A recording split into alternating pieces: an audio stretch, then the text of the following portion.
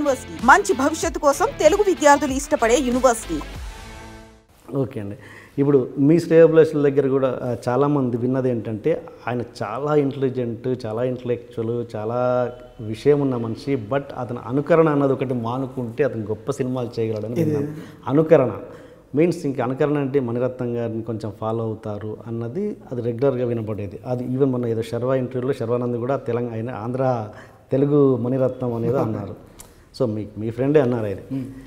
అది ఏంటి అది ఎందుకు పోగొట్టుకోలేకపోతున్నారు? అది అంటే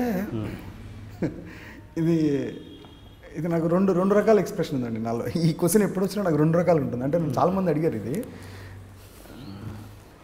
మణిరత్నం గారి శైలికి నా శైలికి అసలు actually technically there is no relation. మీరు బయట నుంచి చూస్తే అసలు ఎక్కడ ఏ రకమైన అనుకరణ అంటే ఇన్ వాట్ సెన్స్ అండ్ అందాల రాక్షసులో ఆ షౌట్ వల్ల అన్నది ఫస్ట్ అనుకున్నారు అంతా. బట్ అది యాక్చువల్లీ టెక్నికల్లీ ఒక ఎర్రర్ వల్ల జరిగిన పని అది. ఓకే, మేము సౌండ్ని ఒక డిలేతో రికార్డ్ చేసాము. బట్ ఫైనల్ మూమెంట్లో అది ప్రాసెసింగ్ చేయడం కుదరలేదు. That will take lot of time అనమాట. అది అవ్వలేదు లాస్ట్ మూమెంట్లో. సో దాన్ని మధుసూదన్ గారు, లేట్ మధుసూదన్ గారు, ఈ ట్రై టు మ్యాచ్ సమ్హౌ.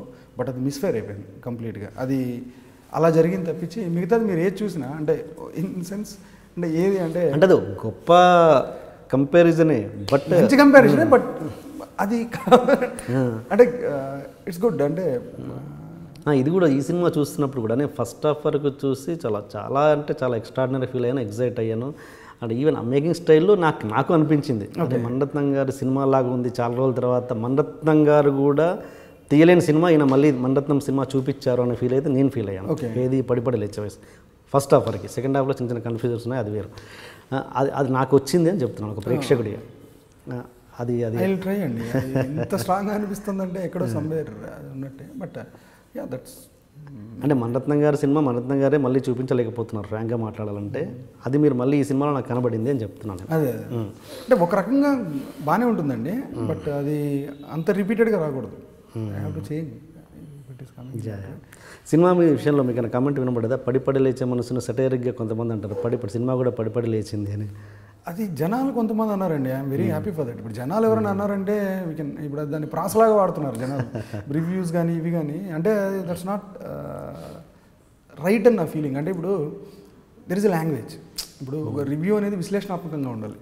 ఎవరైనా చెప్తే మనం నేర్చుకునేలాగా ఉండాలి. ఇప్పుడు మీరు ఏదైనా మాట్లాడుతుంటే మీరు ఇది బాగాలేదు, ఇప్పుడు మీరు అన్నారు ఇప్పుడు బాబు మణిరత్నం లాగా ఉంది నీ వర్క్, అలా రిపీటెడ్గా ఉండకుండా ఏమైనా కొంచెం ఓన్ సిగ్నేచర్తో ట్రై చేస్తే ఇంకా మంచి సినిమాలు తీయగలవు అనేది ఒక సజెషన్.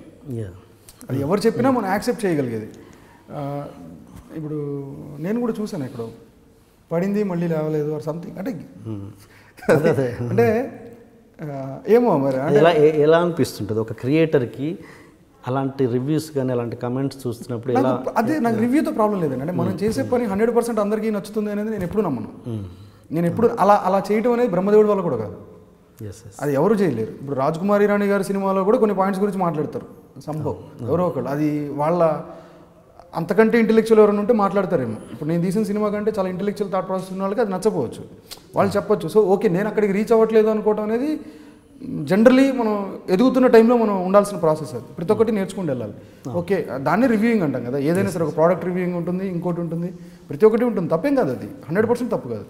సో ఈవెన్ మీరు రాసిన దాంట్లో నాకు ఏమన్నా ఓకే ఇది నేను చేంజ్ చేసుకోవాలి, ఇది కరెక్ట్ కాదు, ఓకే కరెక్టే, ఇది నేను చేసిన తప్పే, ఇది ఇలా చేయకూడదు ఇంకోసారి అనేది నన్ను నేను కరెక్ట్ చేసుకునేలాగా ఉందంటే దెన్ ఫైన్.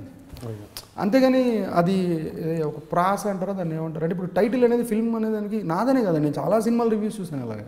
దానికి ఏదో కౌంటర్ ఇస్తారు. దాని మీద కౌంటర్ ఏంటి? అది ఇట్స్ నాట్ గుడ్, అది హెల్దీయే కాదు అసలు. అంటే అక్కడే థాట్ ప్రాసెస్ కరెక్ట్ కాదని నా ఫీలింగ్. అది ఐఎమ్ వెరీ హ్యాపీ. అస్సలు ప్రాబ్లమే లేదు నాకు నెగిటివిటీ తీసుకోవటం. నేనే అంత గొప్ప సినిమాలు ఏం తీసేలేదు ఫస్ట్ నుంచి. లైమ్ లైట్లో ఉన్న డైరెక్టర్ నేను కదా, ఇంకా ఎదుగుతున్నాను నేను. I'm ready to accept anything.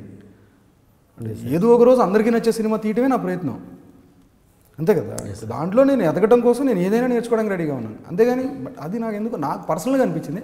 But జనాలకు బాగుండొచ్చాము, I don't know. Okay. And okay, cinema విషయానికి వస్తే